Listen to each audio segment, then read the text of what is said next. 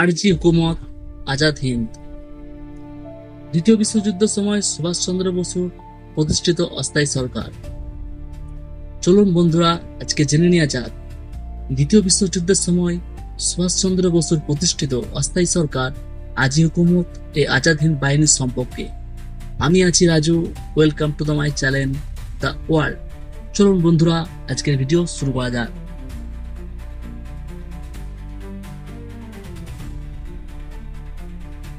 1940-এর দশকে অক্ষশক্তির সহায়তায় দেশ থেকে ব্রিটিশ শাসন উচ্ছেদের লক্ষ্যে ভারতের বাইরে যে রাজনৈতিক সংগঠনগুলি গড়ে উঠেছিল, আজাদ হিন্দ সরকার ছিল তার মধ্যে অন্যতম।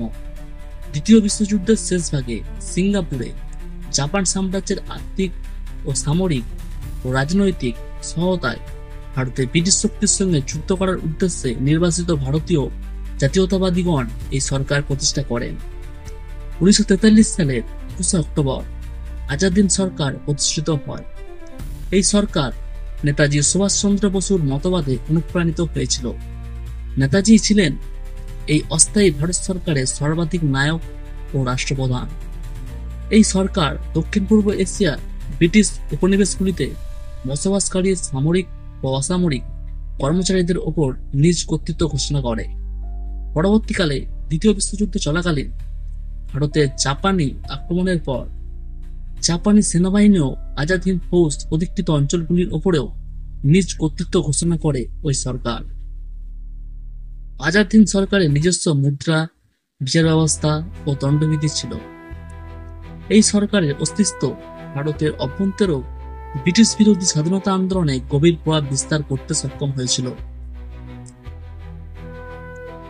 একটি আইনসঙ্গত সরকারের অন্য সকল আবশ্যিক বিষয়গুলি এই সরকারে উপস্থিত থাকলেও এর অভাব ছিল একটি বৃহৎ ও সুনির্দিষ্ট সার্বভৌম অঞ্চলের। পরে 1943 সালে আজাদ হিন্দ সরকার জাপানের কাছ থেকে আন্দামান ও নিকোবর দ্বীপপুঞ্জের অধিকার অর্জন করে এবং মণিপুর ও নাগাল্যান্ড দখল করে নেয়। তবে আগাগোড়ায় এই সরকার জাপানি সাহায্যের উপর ভীষণভাবে নির্ভরশীল ছিল। অস্থায়ী আজাদ হিন্দ সরকারের প্রতিষ্ঠা অব্যাহত পরে এই সরকার ভারত ব্রহ্মদেশ ফ্রন্টে ব্রিটিশ ও মার্কিন যুক্তরাষ্ট্রের মিত্রবাহিনীর বিরুদ্ধে যুদ্ধ ঘোষণা করে।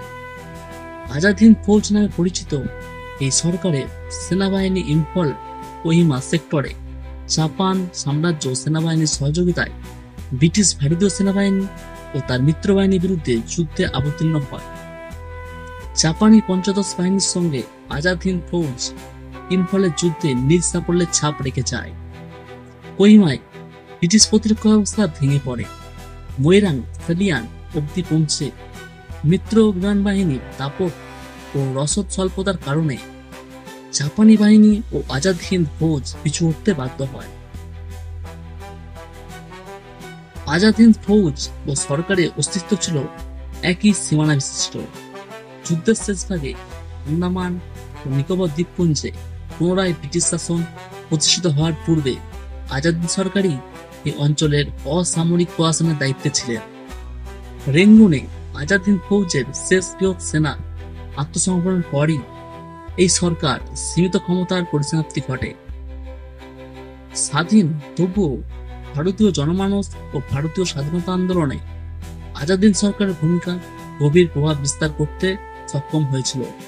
যুদ্ধের পর আজাদ হিন্দ সংগঠনের সঙ্গে যুক্ত ব্যক্তিবর্গ যেভাবে বিশ্বাসঘাতক ও ষড়যন্ত্রী থেকে শ্রেষ্ঠ দেশপ্রেমিককে উত্তীর্ণ হন, তাতে ব্রিটিশ সরকারও স্বতন্ত্র হয়ে পড়ে।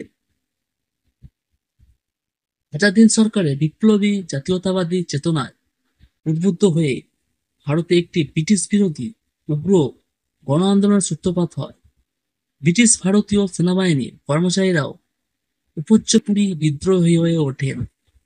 ফলে ভারতের ব্রিটিশ শাসনের অবসান ত্বরান্বিত হয়। এর ফলে আজাদ হিন্দ সরকারের মূল উদ্দেশ্য সফল হয়।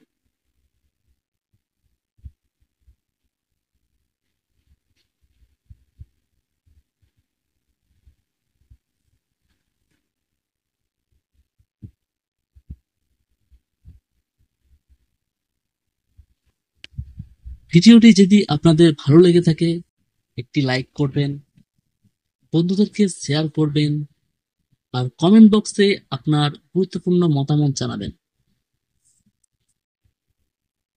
আর এই ধরনের ভিডিও পেতে দ্য ওয়ার্ল্ড চ্যানেলকে সাবস্ক্রাইব করবেন।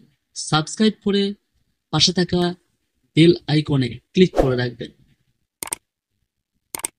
ভিডিওটি প্রথম থেকে শেষ পর্যন্ত দেখার জন্য আপনাকে অসংখ্য ধন্যবাদ। আপনার দিনটি শুভ হোক।